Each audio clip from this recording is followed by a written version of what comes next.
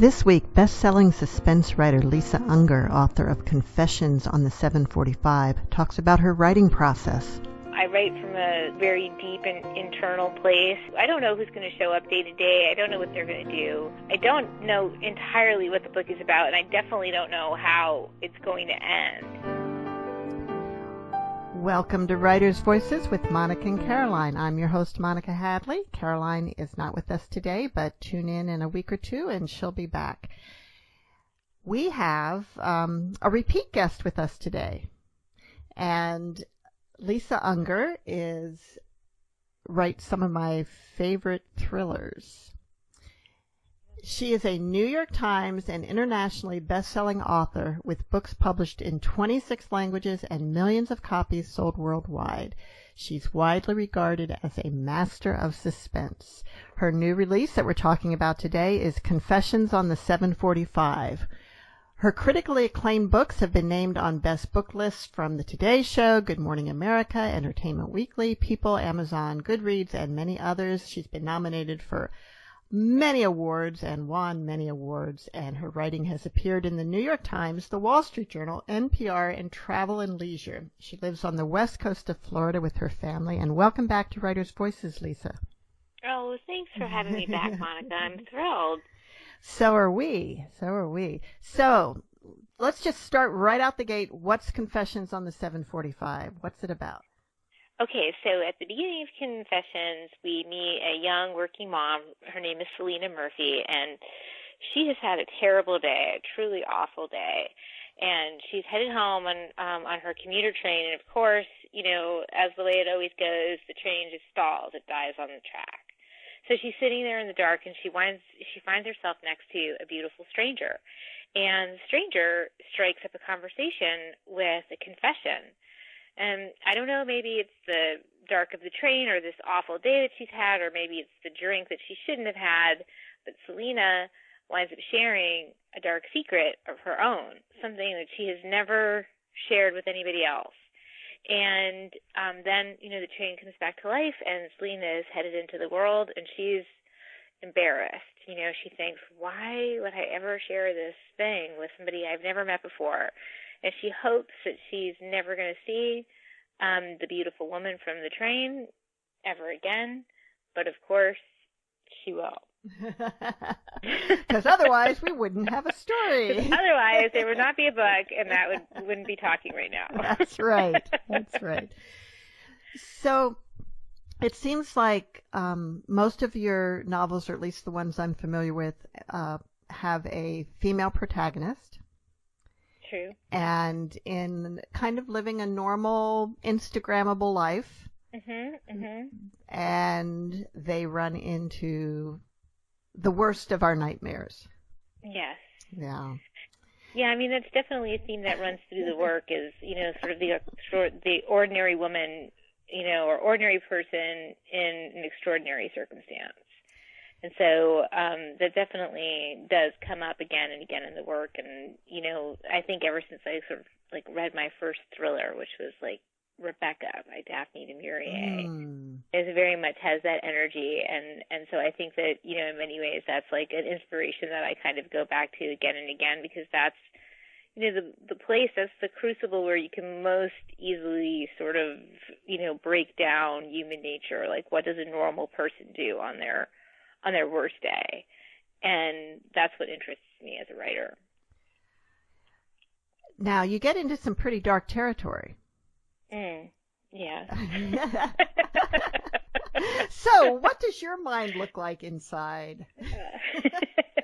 That's a really good question. I've always had a very sort of just dark imagination. You know, I've always had a lot of questions about the dark side of human nature, and I always kind of think of myself as, like, you know, if you're in the movies and there's a girl and she's headed down into the basement because, you know, she's heard a noise down there and she wants to see what it is, and everybody in the theater is going, you know, don't go down to the basement, but she goes anyway. That's me. I'm the girl heading down into the basement to figure out what's there, you know, and a lot of it has to do with, you know, like, I live in the life, in the light. I don't come from any, you know, real, trauma or even, anything more than the most banal dysfunction. And so I guess I'm just always curious about what is the other side of, of life. What is the other, what are the things underneath?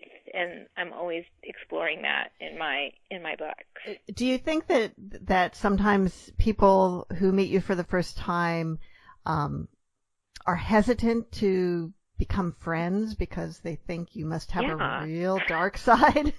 Yeah, all the time. Sometimes people are just like, wow, you seem so nice. You seem like such a normal person. I am a normal person. I just sort of exercise all my demons onto the page. Yeah, and truthfully, the person who sits down to write is not necessarily the person that gets up, to make a tuna fish sandwich and take my daughter to school or like whatever it is. It's a very different part of my brain. I'm very compartmentalized in, my life as a writer and my life as a person.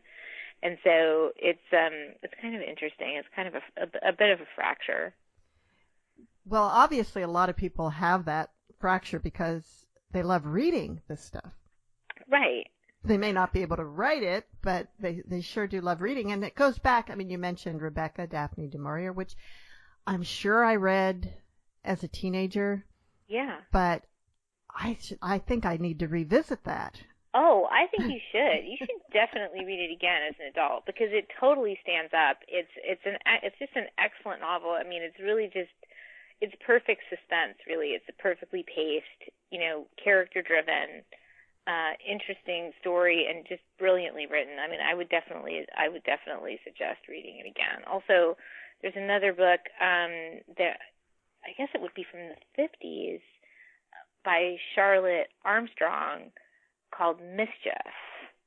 And again, another like sort of ordinary mom in, extraordinary circumstances and, very, very forward thinking for its time, incredibly gripping and, stands up, has some of those same themes that, you'll find in Confessions, like sort of this domestic life that has some fractures and, a predator finds her way in to the family. And it's, I guess it's kind of a universal theme or maybe like a timeless theme, this idea that, we all want to create this perfect existence and sometimes, it's not possible and, there are fractures and people exploit that. Well, the genre, in a sense, of the woman who's both the hero and the victim in a way in the story, it goes clear back to like Jane Eyre. Oh, of course, absolutely, yeah. Jane Eyre is a perfect example of that. Like that's one of my all-time favorite books, and she's a great example of that. Of somebody, it's almost like she in that book she comes of age. You know what I mean? Like she starts off as one thing. She's from abuse, and she finds herself in a dark situation, and then she also rescues herself. In a very real way as she kind of comes into her power, into the the seat of her strength as a woman. And I think that's true for Selena too. Now, is there any of you in Selena? Well, yeah, I think so. I think she's really sort of the kind of woman a lot of us know, in many ways. She's like that superwoman that this culture is so great in creating, like you're a mom and you have a big career and you have a house and a husband and a life and, there's this energy that you pour into like sort of curating your existence. And, she's like she's very much so like aware of herself as having like an Instagrammable life. I love that. I love that because I'm really exploring social media right now. I think a lot of people are really taking a closer look at that. And my mother recently got on Facebook. She's not with us today. She's 85. All right. And it's been really interesting watching her Facebook and Instagram, and she did it to connect with other family members who aren't here. Mm-hmm. But she gets so frustrated. Yeah. It's difficult, She's like, Yeah. She's like, why is this stuff showing up? I don't want this. I go, It's advertising. That's what they're doing. That's why you're there. Yeah. Yeah. Yeah, it's interesting. I mean, it's definitely, the social media, the Instagram life type of idea is something, and also technology in general is something that's kind of worked its way into my novels, especially in recent years, because it's such a big part of our culture right now. And there's so many problems with it, and especially in the problem is that, it's basically just a hook in to get you to watch advertising. I mean, that's like the bottom line of social media. I mean, we all need to be aware of that. Yep. But more than that, if you're online and you're not guarding your privacy your privacy by, employing certain protections, it's very much so that you're giving away your information. And it's not just to advertisers. You're telegraphing all different things about your life. You're telegraphing things that you don't even realize that you're sharing. They know what you eat, where you were last Friday, where your kid goes to school, where your mom was last week. They know all of this because you're basically telling them. It makes it pretty easy for a stalker. It does. It makes it incredibly easy for a stalker or a con artist. Yeah, which is a big feature of Confessions on the 745. Absolutely. The interesting thing about, as I was reading the book and you talk about she was curating her life, and Selena has some self-awareness that that's what she's doing. And of course, curate is kind of a buzzword that has come about in the last, 5-6 years. But the thing and I have some friends and family members that when I look at their Facebook and Instagram and so forth, and I think, I don't think that's really what's going on in their lives. Yeah. But the opposite of that is that we have this real thirst for authenticity, but right. It's like the authenticity becomes curated. Well, then it's not very authentic. So, well, yeah, I mean, how do you that's bridge so true. that gap?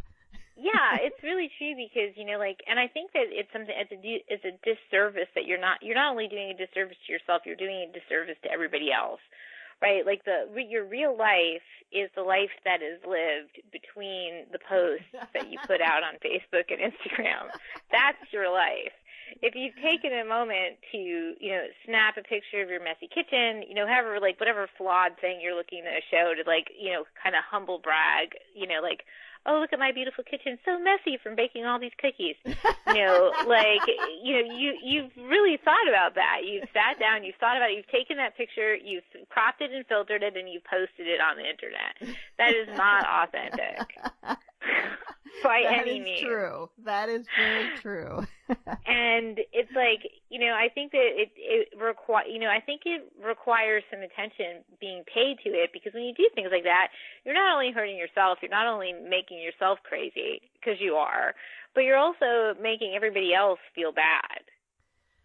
People who are not necessarily, don't have the energy or the wherewithal to create a picture perfect version of their life for Instagram. You're also making those people who are actually actively trying to live a life and take care of their kids you're making those people often feel bad because they're like, wow, I can't pull it together to get this thing done. And we would all be a little bit more relaxed, I think, if we could, in fact, be authentic with each other. Somebody should start a platform that only allows real posts.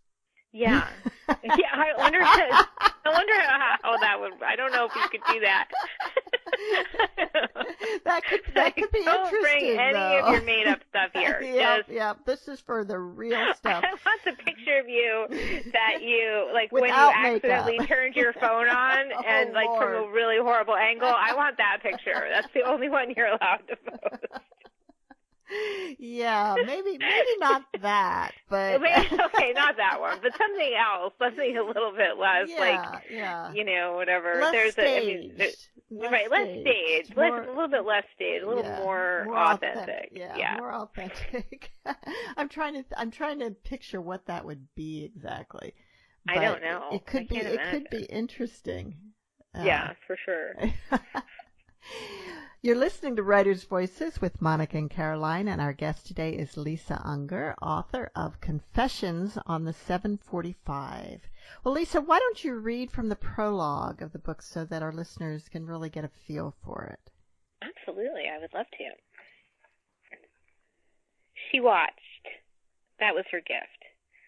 To disappear into the black, sink into the shadows behind and between. That's where you really saw things for what they were, when people revealed their true natures.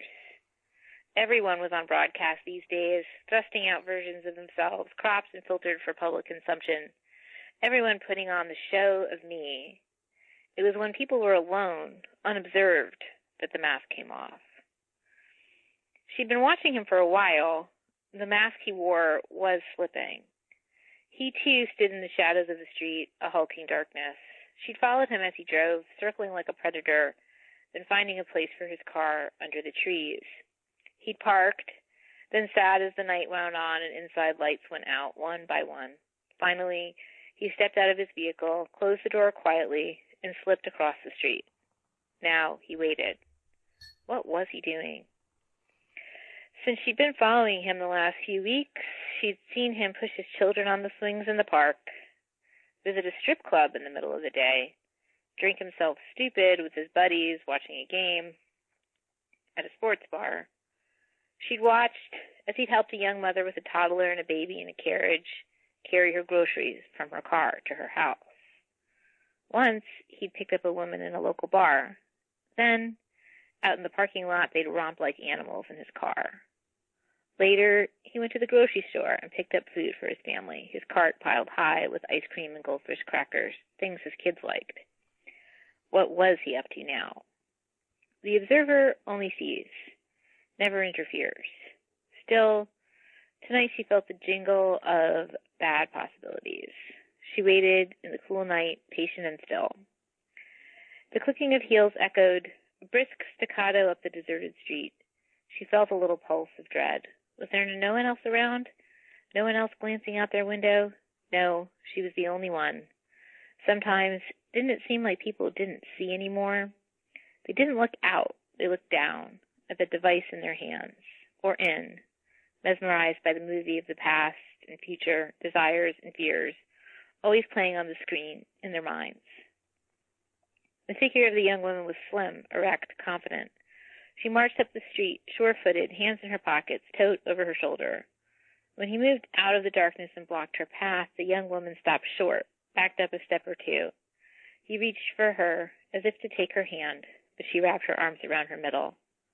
There were words she couldn't hear, an exchange, sharp at first, then softer. On the air, far away, they sounded like calling birds. What was he doing? Fear was a cold finger up her spine.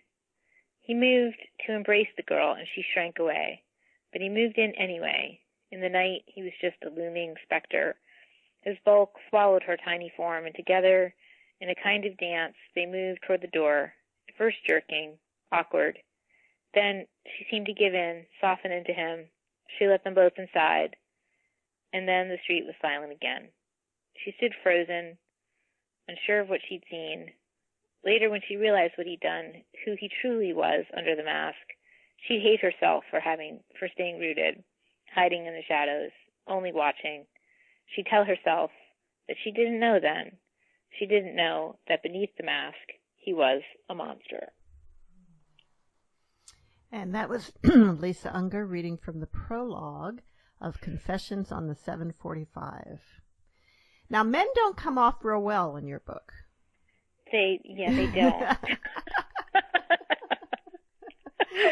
Is that usually the case, or well, there's one kind of heroic guy. Yeah. I think. Well, it's interesting because I never have a lot of perspective on these things until after the book is written. My process is so subconscious, and it has already come up a couple times in various different interviews that it's pretty harsh for the men in this book. Not all of them. There are a couple of good guys, a couple of like sort of upright guys that are doing the right thing for their wives and their families and stuff. But it is a sort of a dark perspective on men from these women, from the characters in this book, because it's very much their story, Selena and Pearl, and it's very much so about where they come from. And they both come from, either abandonment or abuse or dysfunction in their families, mainly because of the men who have formed them. And so it's very much the story about their journey. And both of them have a journey, and they start off the book as one thing, and they both wind up at the end as something else. They take agency over themselves and responsibility for who they are, and they fight for what's right for them in their lives. But they both come from, a very, very dark place. And I think that that's the perspective that they bring for, on men and men in the world. And there's a commentary in here too on the women who let the men get away with stuff. And that's kind of a very topical commentary right now, because with the Me Too movement and the number of situations where women almost seem to enable men's bad behavior. Yeah, there's definitely some layers of that in the book as well. Like there's a part, I think even when Selena is thinking about Geneva, and she sort of explores like kind of the layer of possible exploitation. Like Graham is in a power position. Did he come on to Geneva? Did she feel that she had to acquiesce in order to keep her job? So there are always these layers of, of blame and who's responsible, and, what is the real truth of, certain situations. And, there's also sort of the element of Cora, who is Selena's mom, how she kind of enabled Selena's father in many ways for many years, sort of turning a blind eye to his many, many affairs. And, there's a long sort of analysis like throughout the book about, why Cora made these decisions, how Selena has now found herself in a similarly dark place, making the same choice in some ways for, reasons that she thinks are different, but are not. Yeah. Actually. And she never really forgave her mother for that. Right. For having done that until she finds herself in a similar situation. Exactly. And, just kind of, realizing that, as a woman, as a mother, there's almost nothing that you won't endure if you think it's going to spare your child pain. Right. Like, and so Selena has to kind of, come to terms with that with her own, in her conversations with her own son, and, try to understand that, looking back to Cora, who enabled this and, had let this sort of dysfunction and darkness kind of fester, that even as, even if we're not really fully aware of the pain in our parents' like very bad relationship, like the shock waves of that dysfunction can be felt way into our adulthood and inform the choices that we make about the men that we let into our lives. And we may not even be aware of that. We may not even know I chose this guy because on some level I'm still trying to fix my father. I'm still trying to, be the one who, makes him okay for our family. And these are all, subliminal choices and things that we're not even often aware of until we're faced with the consequences of the choices that we've made, which is not to victim blame, right? It's not to make women responsible for the bad actions of men, but it is to say, you have to sometimes, when you're in pain in a dark relationship, you have to look at why you made the choices that you did make. Where's your power? How do you seize it? How do you make a change for yourself? You know, I feel like Selena was very believable in that she was never really wimpy. No. So it wasn't like this complete wimp who suddenly finds her strength. There was, right. Yeah. And I don't know that, some people, have more agency than other people. Some people are more, battered than other people. Some people have more inner strength. I mean, I don't really think that, like if a person who finds themselves trapped in a dark situation isn't necessarily, wimpy or weak. They just may not have they may not have access to the agency that they have. You know what I mean? And it takes a while. Sometimes it takes a long time, and sometimes people never come to terms. But, I think that Selena never, she's always been, kind of a tough girl. She's always been a fighter, and she recognizes that in herself. But she kind of has put that part of herself to bed a little bit in that, she's like, she even looks at that. Like, I put that, I was always the one, standing up to the bullies on the playground. How did I become, the woman who can't stand up for herself in her marriage? Yeah. Although, there's also the fact that she didn't realize how bad he really was. Right. And, right. No, of course. There are things that can be forgiven. Yes. And you do. There are infidelities, and there are broken things in a marriage, and you do kind of go, okay, you screwed up, and or I did, and let's heal ourselves so that we can stay a family for our kids, and I still love you, and let's move forward. And so I think she was very much in that place, even though she knew there were already fractures in the marriage. She was very much in that place where she thought they'd come through it. When she realizes, he's still behaving badly, though of course she doesn't realize how badly. Right. You're listening to Writer's Voices with Monica and Caroline, and our guest today is Lisa Unger, author of Confessions on the 745. So, Lisa, do you put a book out every year, every 2 years? What's your schedule that you're on here? I've been doing a book a year now for the last 18 years. Oh, wow. That's a long time.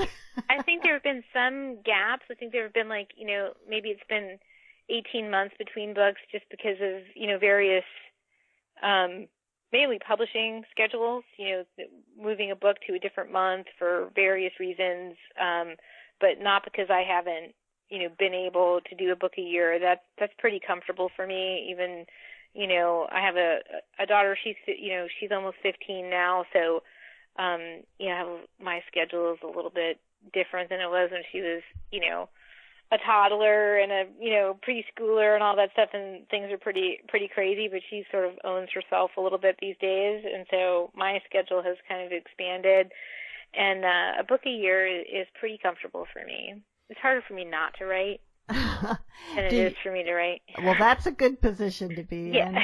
Do you, so like this book, when would you have finished writing it? About this time last year. And yeah, I would have turned it in right before The Stranger Inside. And when was it released? When was Confessions on the 745 released? The 6th of October. Okay. So yeah, it takes about a year. So about a year ago you finished writing it, and now you're doing the publicity for it and promoting the book.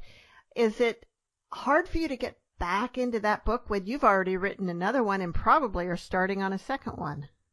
Yeah, no, I mean, I'm always happy to go back to it, and start talking about it. I mean, it's kind of just the way of it. Like right now I'm very intensely working on the editorial phase of my book that'll come out next year. So I'm very involved with that. But, it's interesting because, I write, my process is very subconscious. I write from a, very deep and internal place. And so, as I'm writing, I'm not, I don't know who's going to show up day to day. I don't know what they're going to do. I don't know entirely what the book is about, and I definitely don't know how it's going to end. And so, it takes me a while after I've written it, edited it, and then, we've done a number of proofreading drafts. It takes me a while to really, get a sense of what did I write? What did I do? Why did I write this? What does this mean to me? And so it takes a little bit of perspective. It takes almost this much time to be able to sit down and talk about it and talk about the characters and talk about, the layers of the story and all of that. And so it's actually quite nice to just be with the book, as it is, the story as it evolved and, came to fruition, to be with it and to just really look at it from this place and talk about it with people like you and book groups and stuff like that. It's actually quite nice to do that. Well, Lisa, for Confessions on the 745, if you didn't really know who was going to show up, who, and how it was going to end, what was the starting point? Oh, so that's interesting. Yeah. So there's always a germ, right? There's always something. It could be like a line of poetry, or it might be a news story or a picture, or it could be, in one case it was a piece of junk mail. And so in this case, I just had this idea kicking around in my head for a while, which probably was a piece I picked up from other research I was doing. And it was this idea that you can't con an honest man. And I thought, it has the ring of truth, but, it seems a little simplistic. And, nothing in human psychology is ever simple. So it got me to thinking about it more and doing some research. And I wound up bringing it up on a panel of thriller writers when we were in the green room, just chit-chatting. And a writer friend of mine was like, I don't know, that kind of sounds like victim blaming to me. And I was like, yeah, I hear that. That sounds right. And so I started, doing some research into the psychology of the con artist and the conned. And so I found a book called The Confidence Game by Maria Konnikova. And it's a really fascinating book about, the psychology of the con man. It's some stories about some famous con artists and some people that she met and interviewed, as well as a breakdown of like common scams and, kind of the psychology of the mark as well, the conned. And what I took away from the book was that, most people think that they are, they're impervious to scams, that they're way too smart or too worldly to ever fall for any one of these like sort of common, hoaxes that we hear about all the time. But the Nigerian prince.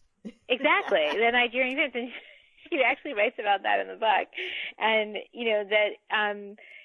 that the more convinced that we are that we're too smart to fall for things, the more likely it is that we fall victim to a con artist. And so I came away with a different idea, a different sort of feeling or thought, and that was that you can't con somebody who doesn't want something. And everybody wants something. And so everybody is vulnerable to a con artist.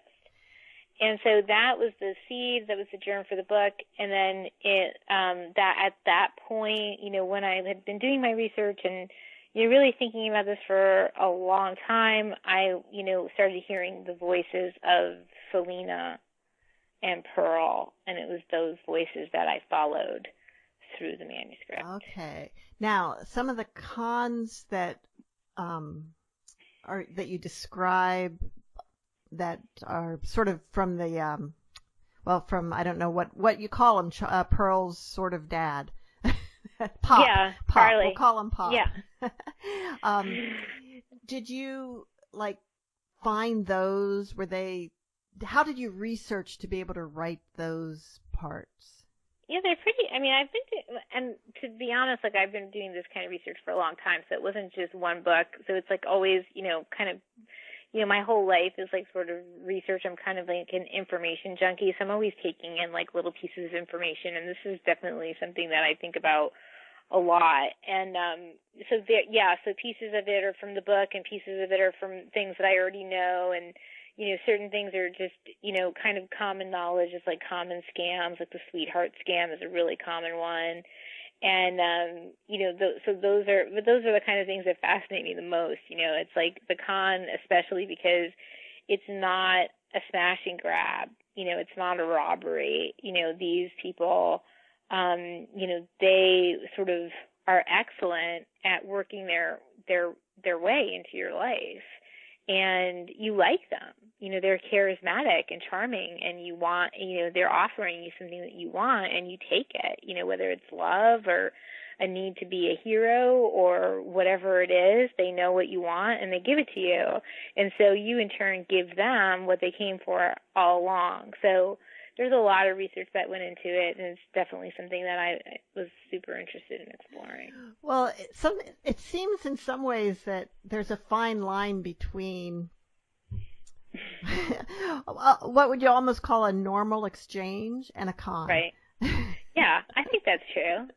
And then once you read the book, then you start looking at a lot of other things as potential cons, like things that we kind of take for granted.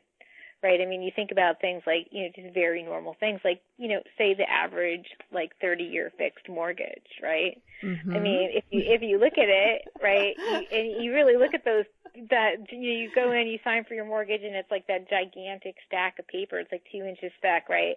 And you go through page after page, and it's like they actually have to make you look at what you're paying for your house at the end of this 30-year payment process. Yeah. And you actually look at that number, that interest number, what you paid. You really almost paid double for your house.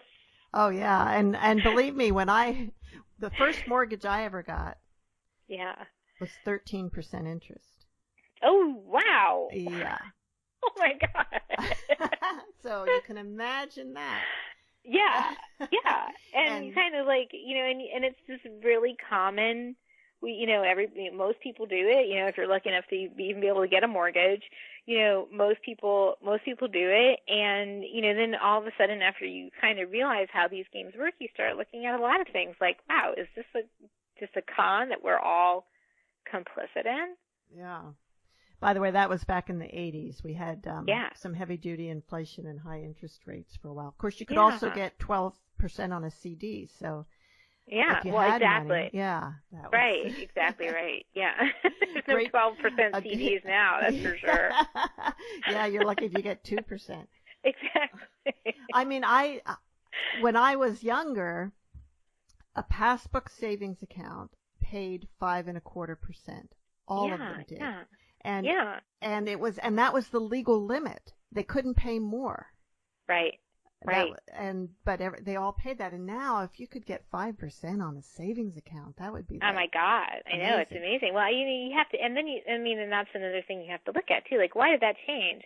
And then all of a sudden you have to put your money into the stock market if you want any real gains. Yeah. So who won that con? Like who talk about the long game. Yeah. Now we don't have the issues with inflation that we did back then.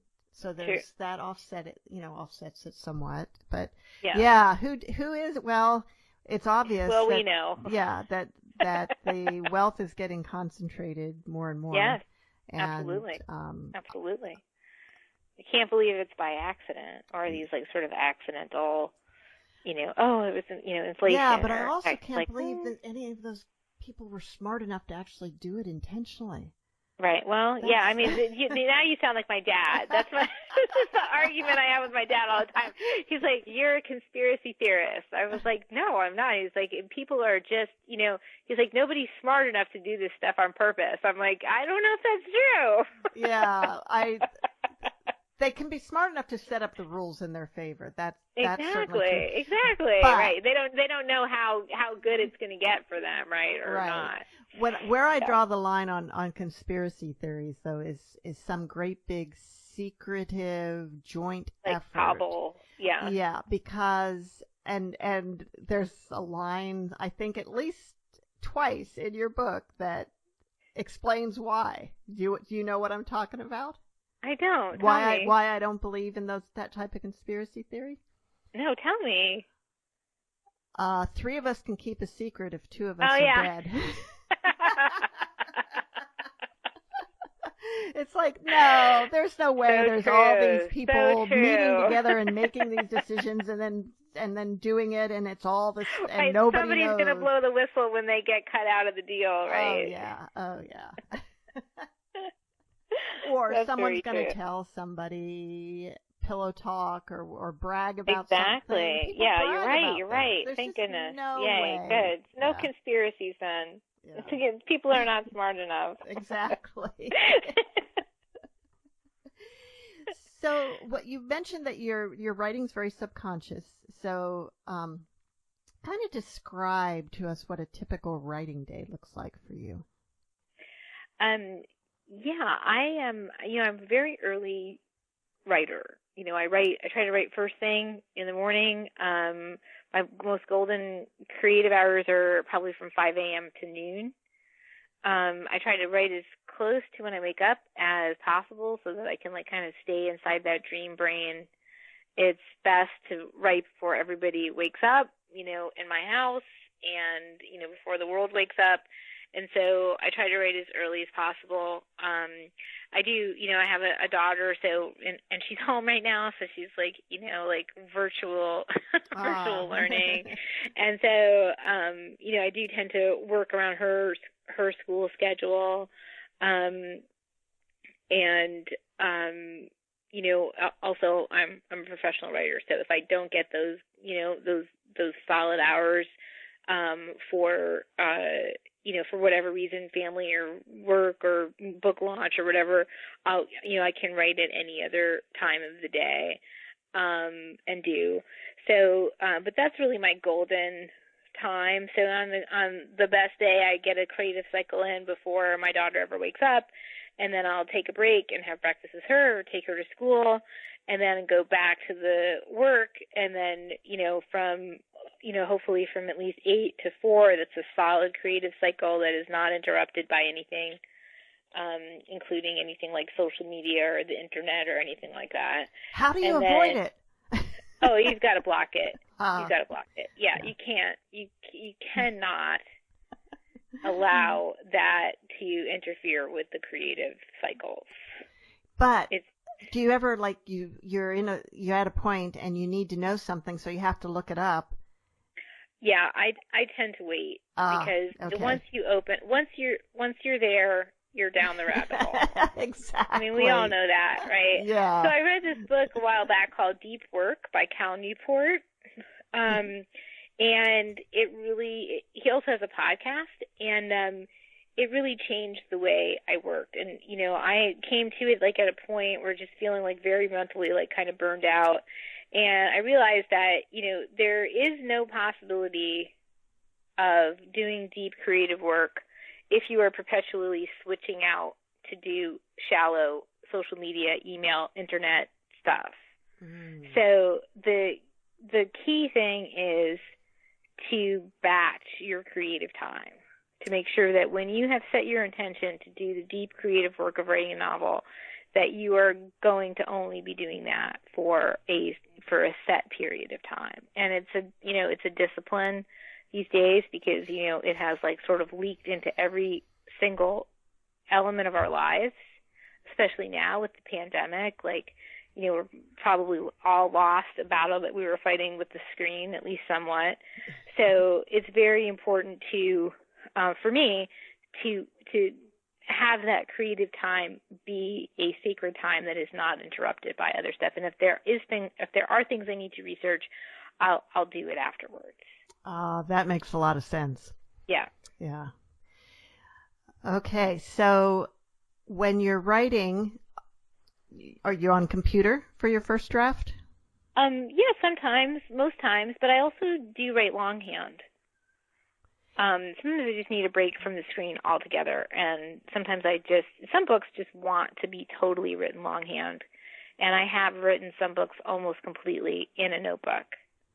And that, obviously requires me to transpose into the computer, which is sort of the first layer of the editorial process for me. So sometimes I do write longhand, but, most often it's at my computer. And do you edit as you go, or are you someone who just writes very quickly in first draft mode and doesn't do any self-editing in that process? There's always editing for me because most of my days start with me reading what I wrote the day before. So I will, as soon as my eyes are on anything, I'm rewriting. Mm. So that's kind of the way of it. So, I might be editing, rewriting, reworking, in those last pages and then flow into what comes next. So there's some editing while I'm writing the first draft. And then when you get through the first draft, how much editing, how many times do you go through it, and how much, let's say you're spending, I don't know, are you spending 6 months writing the book? It could be, it's more like 9 to 12 months okay. for a first draft. And then if once I'm finished with the first draft, I generally put it aside, maybe for a week, maybe not quite that long. And then I go back to it and start to read from page 1 and do another draft. And I might do that 2 or 3 times before I hand it in to my editor. Mm. And then, is anybody reading as you go? Do you have any first readers? My husband reads. Great. My husband reads, and occasionally my agent will read, but mainly not. Mainly I need to be with it until I'm 100% sure that it's the best that I can make it. Mm.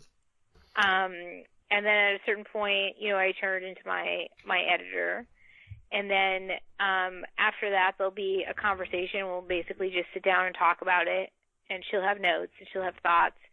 And then I go back to the manuscript with that conversation in my head, and I start from page 1, and and I do an editorial rewrite of the book. And then after that point, then there's line editing. After that, then there's copy editing, and then there's proofreading drafts. There's 2 proofreading drafts after that, and then I always ask for first pass, which is the after the book has been typeset and after it's already gone to galley, which is an uncorrected proof of the book. I always like first pass because I want to read it one last time before it goes. Okay, so you've read this book a dozen times. Yeah, at least. At least. At least, yeah.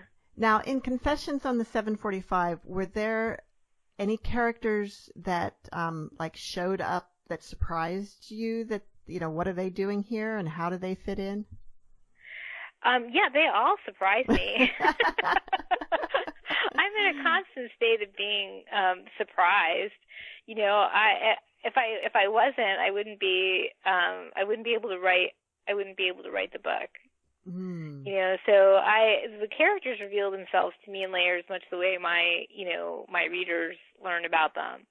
And so, in a very real sense, I write for the same reason that I read, because I want to know what's going to happen to the people living in my head. Ah. Do you ever you say you don't know where it's going to end, how it's going to end, but at what point do you know? That you have to know at some point. Yeah, I mean, at the end. At the end. Okay, yeah. But as I'm I know. But I'm reading Confessions on the 745, and there was a point where I kind of knew where it was going. Okay. But not 100%, but okay, so and there's a point where you reveal some before the end where part of the mystery is revealed. Yeah. So at that point, do you kind of know how you're wrapping it up? I mean, I might know, to a certain to some degree, but I guess it's interesting because I've had this conversation before. I've been a writer since I was a kid. Even before that, I was a reader. That's where all writers are readers first, right? Right. And that's where we fall in love with story. And so then beyond that, beyond being, a lifelong reader and a lifelong writer, my entire education is focused on writing, pretty much, writing and literature. And, I'm kind of have always been a literary omnivore, right? In that, I just read everything that across genre, across, everything from literary to science fiction and back again. I read just because a great story is a great story no matter where it exists, right? Right. And so I've sort of in a really, really true sense, I have kind of internalized the form of a novel. That's my voice. I started my first, full novel when I was 19 years old. And it's a very much so, it's part of me. Like, it's kind of almost the way my brain works. Like, my subconscious brain, like, knows how to tell a story better than my conscious brain knows how to tell it. So as I'm writing, the story is evolving for me. I kind of have a sense that the story's there, and I'm just trying to find it. I'm just trying to uncover it. There's a very definable arc, to every story, and you kind of feel it, or I kind of feel it in the writing. At the beginning of a book, you're kind of getting to know the characters. Things are sort of, our layers are being peeled back. You're seeing back into the past in some cases, and, into the future in other cases, and, you're sort of doing this, you're on this journey, I guess, with the characters and the stories, and you kind of feel the arc, right? You can feel when you're kind of at the top, and then things really start to speed up from there, and so the writing becomes very intense at that point too. There's a lot more energy, a lot more hours, in any given day, and the writing goes a lot faster. I was going to say, do you get to the point where you almost can't put the pen down or the computer down? Yes. Yeah, absolutely. We have, there's usually like a couple weeks at the end of a novel where I'm just like, in there, and anytime I can be working on it. And then, you kind of do. You have a sense of how the story is going to go and how it's going to unfold, but it happens in the writing. It happens in the writing. It happens on the page. It's not like you may have pieces that come to you off the page, like when you're exercising or when you're dreaming or when you wake up, like, oh my God, this is it, right? Like, you have those feelings, but it can't ever be until it's on the page. Mm-hmm. And so that's very much the way it works for me. Like, even to the point where if I'm trying to think about and figure out how things are going to go or what's going to happen next, then I can't do it until I'm actually writing. Wow. So in Confessions on the 745, it's told from multiple points of view and multiple time frames that are sort of interspersed, and you don't really know that at the beginning. You don't know that some of the what's being told happened before other parts that were told earlier. Is this a common structure that you use? I have used this structure before, multiple voices, multiple time periods. So, and it's really just a matter of the way the story sort of presents itself to me. Sometimes it's like a very urgent first-person voice, and it's one character, and it's her story. Usually, occasionally, it's been a male voice, but mainly it's a woman. And and then I follow that very urgent first-person voice, and it's a little bit more linear. And when there's multiple perspectives, though, and multiple timelines, then it presents itself to me more like a mosaic. Right, like, so there are all these different little pieces, and then once they're gathered, that's when you're going to see the full picture. Do you write it in the order that it ends up in the book, or did you sometimes mix things up? Generally speaking, structurally, when I'm at the end of a first draft, it's about 95% where it's going to be structurally. But there's not a lot of moving around of pieces in the editorial phase. I would think it would be harder to write it this way, the third person, multiple point of view, multiple timelines, than a direct first person. Do you find that to be true? I don't know if I would say that. Everything has like a sort of a different element to it. In the third person, you have a little bit more distance from the characters, so you see everything a little bit more clearly. Like, you're a little bit more aware of, like, sort of the bigger picture. Sometimes in a first person narrative, you're very much inside that character headspace. And even though it can be more propulsive, with a multiple perspective book, you can go to different pieces to tell your story. From a first person perspective, you can only use that one perspective to tell your story. I don't know if that makes any sense. Yeah. It does, certainly. Yeah. So they both, so I enjoy both ways of telling a story, and I don't really actually feel like I choose it. Like, the story tells itself the way it wants to be told. So it's not like I could never go, oh, you know what, I think I need to change this to first person. Like, that could never happen. Like, it just wouldn't be possible. Have you ever had a book that you started writing and it just wasn't working and you put it aside? Maybe early in my writing life, obviously as a young person, you start things that, just, don't finish. It's interesting that, there's my eighth novel, Fragile, is probably one of the most personal novels, and there's a piece in it that was something from my childhood. And I tried to tell that story a lot of different ways, like, since I was a teenager. Mm. And it was almost like it never worked. It never evolved onto the page. It never became a novel, right? I had these pieces and these voices, and they just never came together. And but that, I was young at that time, and I was like a new writer.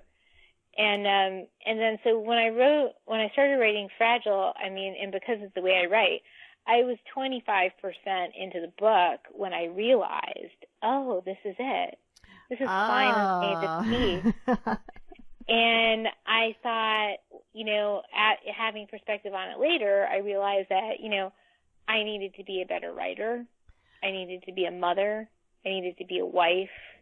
I needed some distance from the thing that had occurred in my childhood in order to have any perspective on it at all.